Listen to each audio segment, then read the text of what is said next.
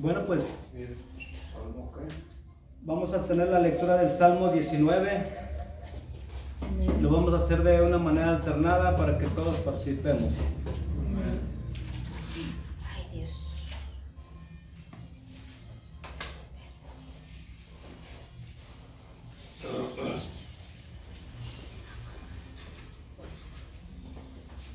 Para la honra y gloria de Dios, Amén. dice así: los cielos cuentan la gloria de Dios y la expansión denuncia la obra de sus manos. Un día emite palabra a otro día y una noche a otra noche de No he dicho ni palabras, ni es oída su voz. Por toda la tierra salió su voz y hasta el extremo del mundo sus palabras. En ellas puso tabernáculo para nosotros. Y él, como un novio que sale de su tálamo, alegrase cual gigante para correr el camino. De un extremo de los cielos es su salida y su curso hasta el término de ellos. Nada hay que se esconda de él. La ley de Jehová es perfecta, que vuelve el alma. El testimonio de Jehová fiel, que hace sabio al pequeño. Los mandamientos de Jehová son rectos que alegran el corazón. El precepto de Jehová es puro, que alumbra los ojos. El temor de Jehová limpio, que permanece para siempre. Los juicios de Jehová son verdad y todos justos. Deseables son más que el oro y más que mucho refinado, y dulce más que la miel y que la que destila del panal.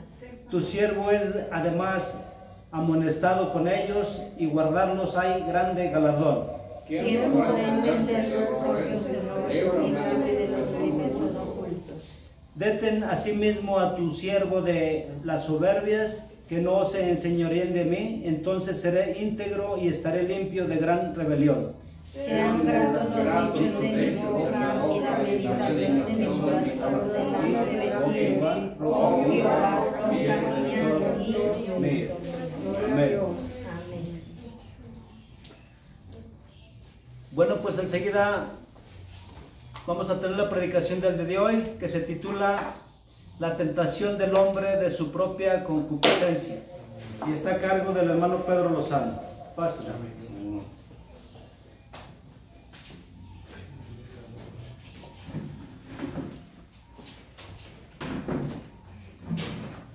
Padre Dios, Amén.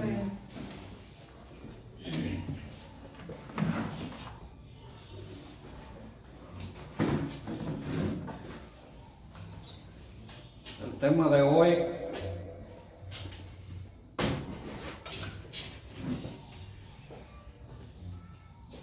es la tentación es del hombre de su propia concupiscencia. Está basado en el libro de Santiago, capítulo 1, versículo 13 al 18. Lo cual dice así: para la honra y la gloria de Dios. Amén.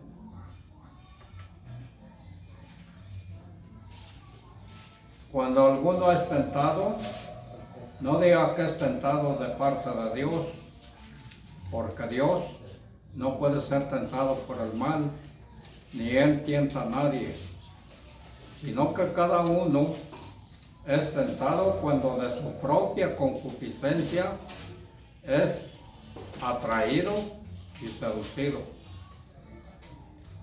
Entonces la concupiscencia, después que ha concebido, da luz el pecado, y el pecado, siendo consumado, da luz la muerte. Amados hermanos míos, no erréis. Toda buena dádiva y todo don perfecto desciende de lo alto, del Padre de las luces, en el cual no hay mudanza ni sombra de variación.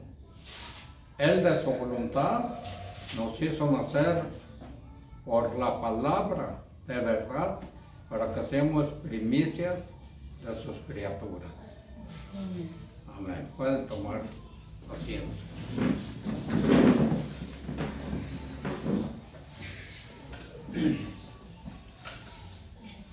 Como vemos vemos a través de esta palabra, palabra de Dios, el apóstol Santiago, nos está señalando que de dónde proviene la tentación. A veces se vuelve casi insoportable el deseo y el anhelo de las cosas en la tierra.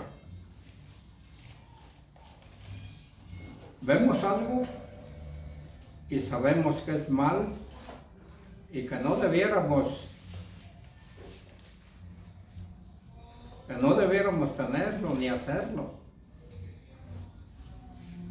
Pero el deseo y el anhelo se vuelven tan fuertes que apenas podemos soportarlo.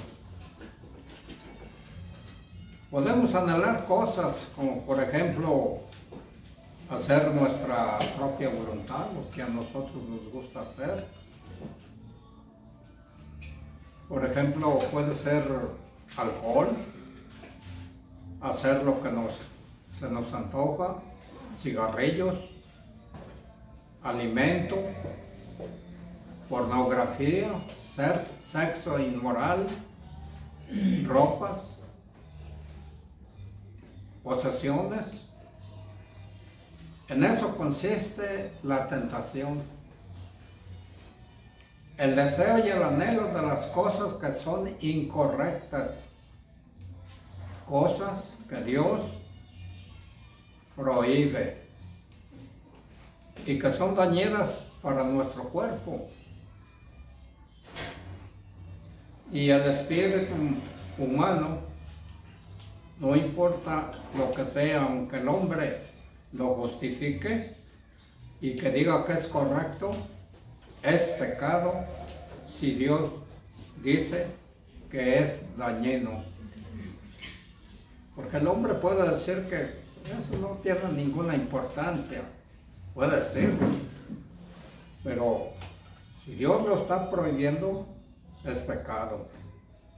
Y si daña también nuestro cuerpo y espíritu, y por lo tanto, cuando sentimos el deseo y el anhelo por cosas así, se nos está tentando. Hay que alejarse de la tentación. Ahora bien, ¿de dónde proviene la tentación? Por ejemplo, de una de las cosas mencionadas anteriormente, por las que deseamos y anhelamos, ¿qué nos provoca ese deseo? Hay que conocer el origen de la tentación, y nos ayudará tremendamente para vencer las pruebas y las tentaciones de la vida. La tentación no es de Dios. El hombre siempre culpa a otra persona por tentarlo y hacerlo pecar. Por ejemplo, cuando Adán y Eva cayeron en el pecado, Dios buscó a Adán y le preguntó lo que había sucedido. Adán, tratando de evadir la culpa, hizo exactamente lo que todos tenemos o tendemos a hacer, ¿verdad? A veces uno no se quiere declarar culpable ante las circunstancias, ¿verdad? Y se tiende a tratar de echarle la culpa a otra persona. Y tendemos a hacer, él dijo, Génesis 3:12, el hombre respondió a la mujer. El hombre respondió, la mujer que me diste por compañera me dio del árbol y yo comí. Y luego, cuando Dios se volvió hacia Eva, Eva le dijo, la serpiente me engañó y yo comí. Ni Adán ni Eva quisieron sentirse culpables, ¿verdad? Está diciendo Eva, la serpiente me engañó y yo comí. Génesis 3:13. Sucede lo siguiente, casi nunca el hombre asume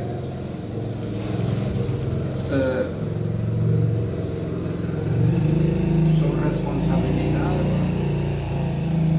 por haber obrado mal.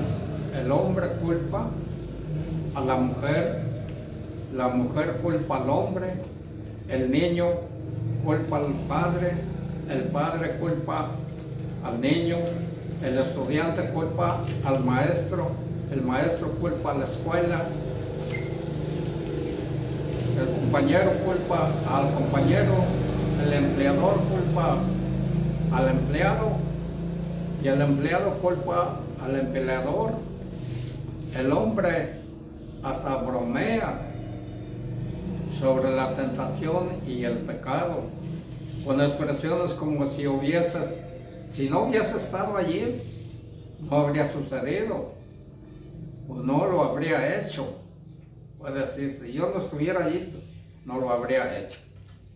Y puede ser una ración de comida o una mujer atractiva o algo que luce demasiado atractivo, pero casi nunca asumimos la responsabilidad por haberlo tomado. Y lo que hacemos es justificar nuestra conducta y tratar de calmar nuestra conciencia culpando a nuestro esposo, a nuestra esposa y el esposo a la esposa y la esposa al esposo, el empleador a alguien que no seamos nosotros mismos. Pero note lo que hemos hecho. Hemos culpado a Dios como al preguntarnos por qué Dios dejó que algo así nos sucediera. ¿Por qué lo permitió? Hasta podemos llegar hasta allá. Al casarnos, al preguntarnos nosotros por qué Dios dejó algo así que nos sucediera. Casarnos con una pareja así y tener un accidente tan terrible y algún gran número de cosas que muchas de las veces nos pueden suceder, ¿verdad? O nos suceden al pensar que Dios nos crió con deseos y pasiones. Por ende, cada vez que fallamos, Él nos comprenderá y nos perdonará. Al pensar que Dios hizo el mundo tal como es, o todo lo que hay en Él, por ende, si nosotros permitimos algo, Él nos comprenderá y nos perdonará. Puede ser una segunda ración, un segundo trago, una segunda mirada, una mujer vestida con descuido, pero nos justificamos con el pensamiento de que Dios comprende la indulgencia. Claro está, Dios creó todas las cosas en su forma original y nos crió con deseos, anhelos. Dios crió el alimento y nos dio el deseo por los alimentos, de modo que comiéramos y cuidáramos de nuestro cuerpo. Y digamos, nos dio también la mujer, el hombre al hombre y el hombre a la mujer para que perpetuaran la raza humana, edificaran compañía, confianza, familia y un mundo de amor, paz, gozo y adoración al servicio de Dios. Pero Dios nos hizo para desear y luego desear cada vez más, para anhelar cada vez más. Dios no es la persona que despierta deseos y anhelos concupiscentes, debe entenderse. Dentro de nosotros, note lo que dice el versículo 13. Cuando alguno es tentado, no diga que es tentado de parte de Dios, porque Dios no puede ser tentado por el mal, ni Él tienta a nadie.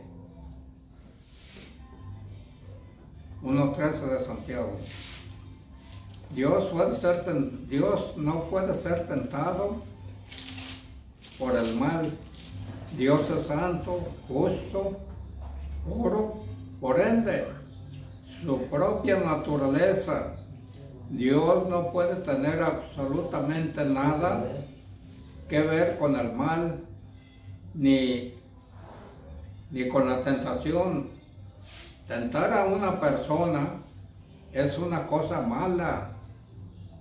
Se necesita una persona mala y egoísta, concupiscente, lujuriosa, carente, vacía, carnal, interesada, para que trate de atraer y seducir a otra persona a que haga lo prohibido. Dios no es así. Dios es todo lo contrario. La santidad de Dios no le permite ser tentado por el mal. Él no puede ser tentado por el mal. Él no puede ser tentado. Atentar al hombre es una cosa tan terrible y profana. Solo Dios puede no ser tentado por el mal, sino que Dios no tienta a ninguna persona. Dios ama, cuida, trata de salvar al hombre, de no tratar de dañar y destruir su cuerpo y su espíritu. Cuando una persona es tentada a hacer lo prohibido o lo malo, el deseo y el anhelo no son de Dios. Él quiere que la persona se aleje y huya de la tentación, que no se desmorone y sucumba ante ella. 1 Corintios 10, versículo 13. No os ha sobrevenido ninguna tentación que no sea humana, pero fiel es Dios, que no os dejará ser tentado más de lo que podáis resistir, sino que dará también, juntamente con la tentación, la salida para que podáis soportar.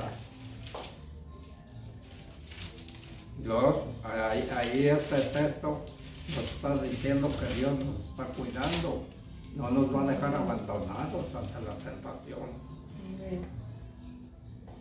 La tentación es del hombre, de su propia concupiscencia. Versículos 17 y 18. La tentación es del hombre, de su propia concupiscencia. Hay 3 pasos significativos en la tentación y el pecado. 3 pasos que debemos comprender si vamos a vencer consecuentemente la tentación. Está la concupiscencia. 1. La seducción. Todo hombre sin excepciones es tentado cuando es atraído y seducido por su propia concupiscencia. La palabra lujuria quiere decir anhelar el bien, tanto el bien como el mal. Hay buenos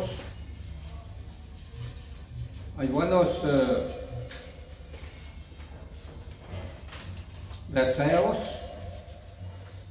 hay buenos deseos y malos deseos. La palabra atraído, fíjese bien, quiere decir seducir o cebar. Como mismo una persona seduce, ceba, como se ceba un pez. La ilustración es la siguiente: el hombre tiene deseos naturales y normales. Por ende, cuando comienza a pensar en algo o se fija en algo, piensa en algo prohibido, dañino, comienza a desear y a sentirse atraído y seducido. Ir tras eso, esta es la etapa inicial misma de la tentación. El hombre toma su deseo y lo centra en lo prohibido y en lo dañino. Comienza a prestarle atención a lo que no debiera de hacerlo, y prestarle atención, y comienza a pensar en las cosas de la carne y del mundo. Por consiguiente, es tentado y alejado por sus propios deseos y atracciones. Esta es la concepción de la concupiscencia y el nacimiento del pecado. El punto anterior es el punto es 1, en lo que se denomina la concepción de la concupiscencia. Es una ilustración del nacimiento, cuando una persona comienza realmente a fijarse y pensar en lo prohibido. El deseo de la concupiscencia son concebidos en su mente y se imagina el placer del deseo, es decir, el pecado nace realmente, imaginárselo, filtrarse, pensar en el deseo es el pecado. Esto es exactamente lo que dice nuestro Señor Jesús. En Marcos capítulo 5, versículo 28, que dijo lo siguiente: pero yo os digo que cualquiera que mira a una mujer para codiciarla, ya adulteró con ella en su corazón. Es Mateo 5, 28.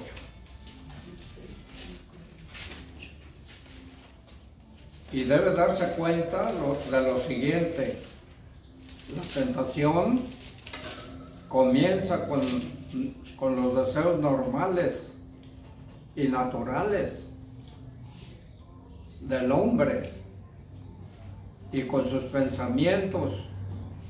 Una persona ve y olfatea, saborea, escucha, palpa o piensa en algo que es prohibido, dañino, y no se aleja y huye de eso.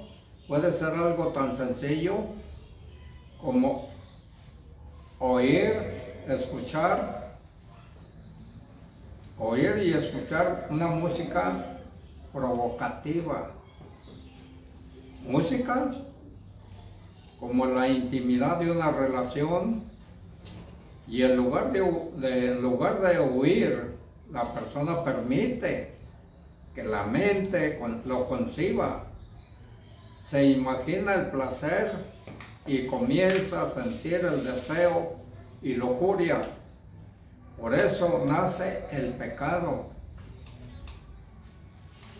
El pecado se comete el mal justo en su mente, y en su corazón se centra lo prohibido, y puede que nunca lo haga. Fíjese bien, puede que nunca lo haga, pero lo haría si tuviera la oportunidad. ¿Se fija? Y el coraje, una vez más Cristo dijo, Marcos 4:19, pero los afanes de este siglo, fíjese bien, los afanes de este siglo y el engaño de las riquezas y las codicias de otras cosas entran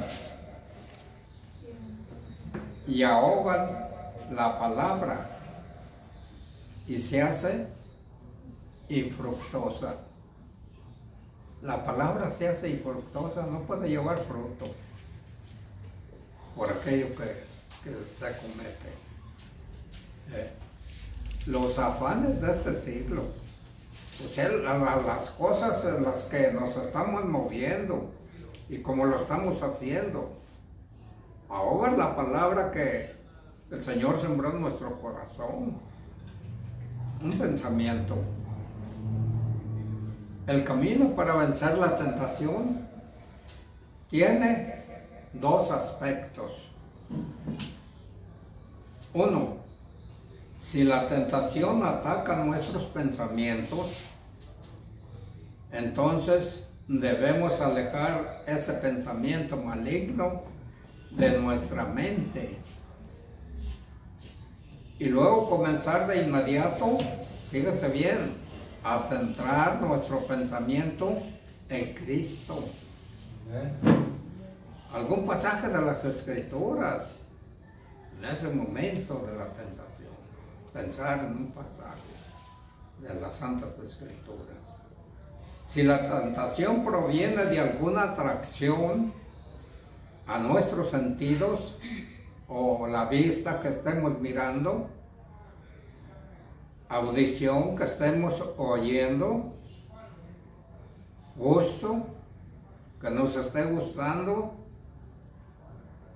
o tacto que estemos con el tacto, entonces debemos alejar nuestra mente o nuestro cuerpo y huir de la tentación. Luego de inmediato debemos centrarnos en Jesucristo y en la oración, revisar algún pasaje de las Santas Escrituras para poder vencer la tentación. Tenemos el resultado de la concupiscencia, la atracción,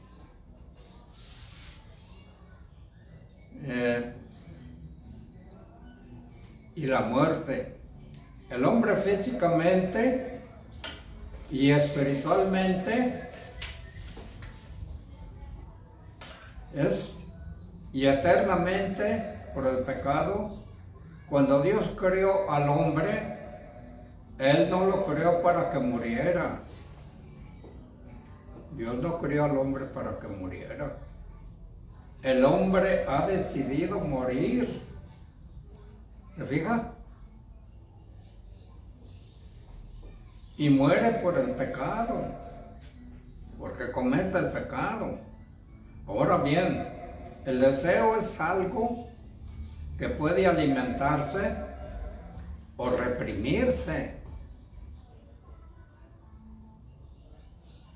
Un hombre puede, por la gracia de Dios, eliminar el deseo si le hace frente y lidia con él de una vez, pero él puede permitir que sus pasos lo lleven a ciertos lugares, a cierta compañía,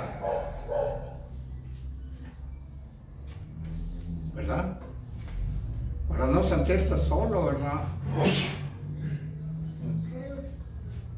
Tener, digamos, y puede alentar sus ojos, a sus ojos, y entretenerse con ciertas cosas que son prohibidas.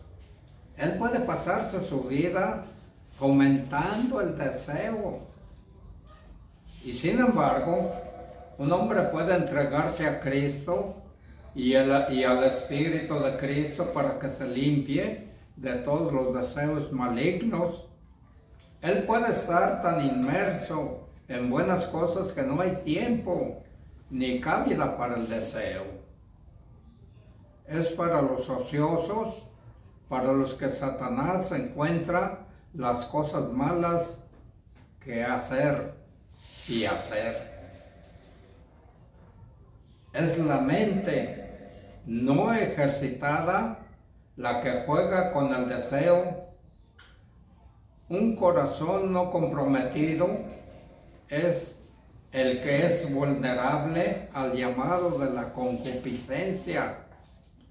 Si un hombre alimenta y alienta el deseo lo suficiente, hay una consecuencia inevitable. El deseo se convierte en acción. Si un hombre piensa en algo y lo invierte en acción, si un hombre piensa en algo lo suficiente y se le permite desearlo lo suficiente, todas las probabilidades van a favor de lo que haga.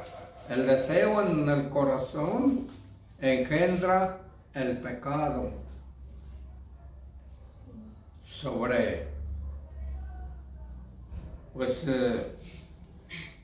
El pecado en acción. La tentación no proviene de la naturaleza de Dios, según los versículos 17 y 18. Nota 3 puntos significativos sobre Dios.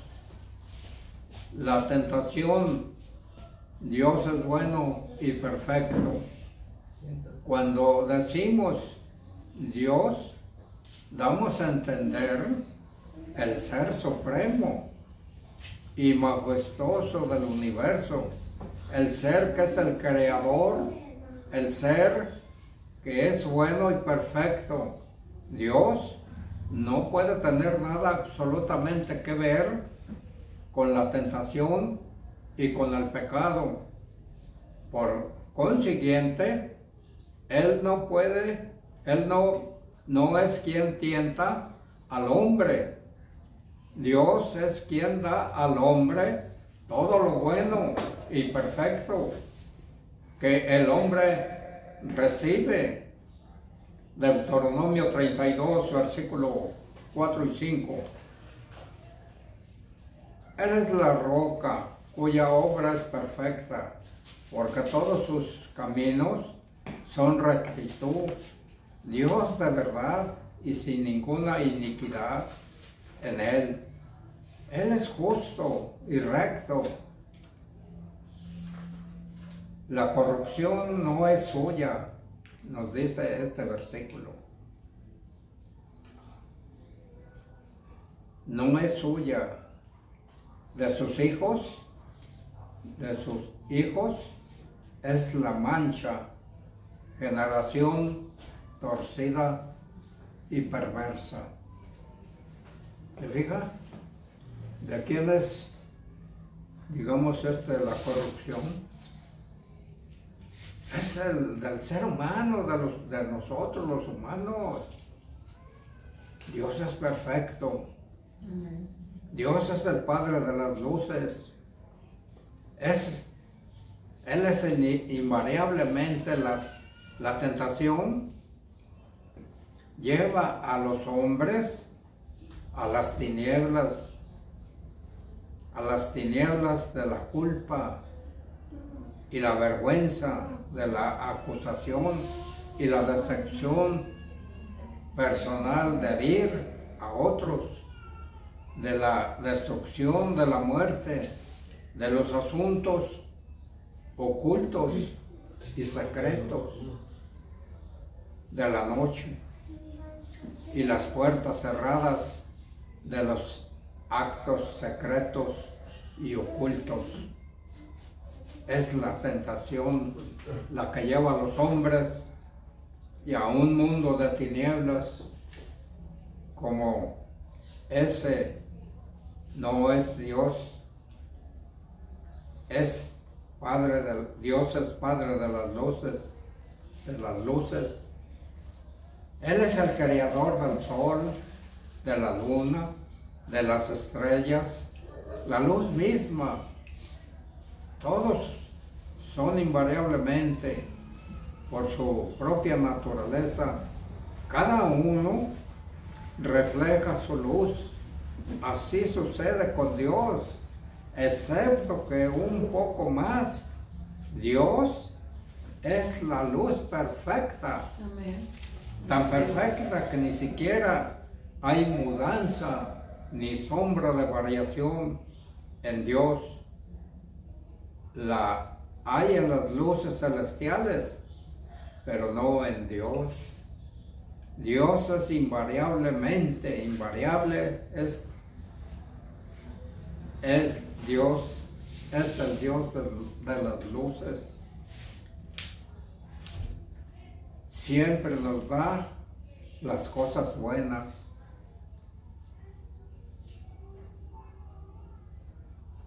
Y las cosas que estarán a la luz, cosa que nos da gozo, que son buenas para nosotros, que nos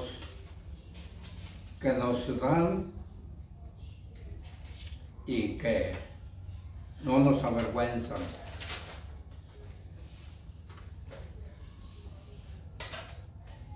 Y que nos dan seguridad, que nos dan confianza, que nos hacen seguros, que nos traen amor, gozo, paz, y que nos muestra a nuestro Señor Jesús. Note, se dice que Dios es el Padre de las luces. Él es nuestro Padre. Él nunca nos dejará en la oscuridad buscando a tientas a conocer la verdad. Él siempre nos da acceso a la luz de la verdad. Él nos da todos los regalos buenos y perfectos, porque Él es el Padre de las luces. Salmo 27, versículo 1.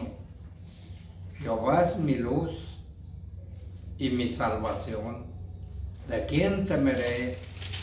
Jehová es la fortaleza de mi vida. ¿De quién he de atemorizarme? Dijo el salmista. Dios solo quiere vernos renacer.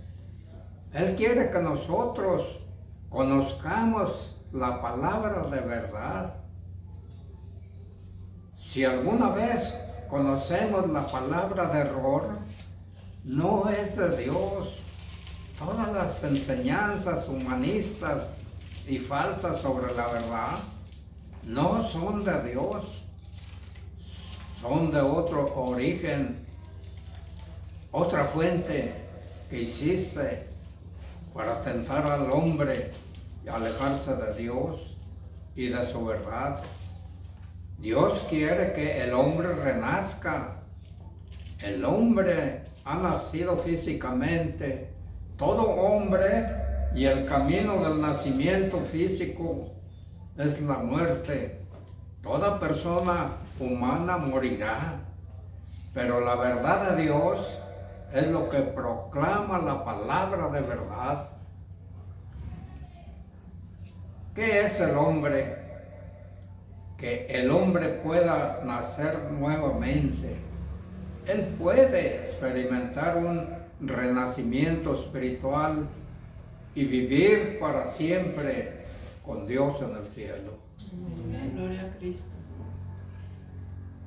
Todos podemos convertirnos en una nueva criatura, en un nuevo hombre que va a ser perfeccionado a vivir para siempre, para adorar y servir a Dios en el cielo. Él es la meta de todo lo que cree, de todo aquel que cree en Jesús, que murió por nosotros en el Calvario de la cruz, para quitarnos nuestros pecados y para darnos la vida eterna. Gloria a Dios. Un llamado a la reflexión. ¿Qué ha aprendido usted en cuanto a la necesidad de llevar una vida recta? ¿Qué aplicaciones prácticas tiene esto para su propia vida? Tenga presente que al conducirse según su propia voluntad puede ser placentero por algún tiempo, pero que el Dios justo lo llamará a cuentas y lo juzgará por su pecado. Amén. Amén. Gloria a Dios. Señor les bendiga. Amén.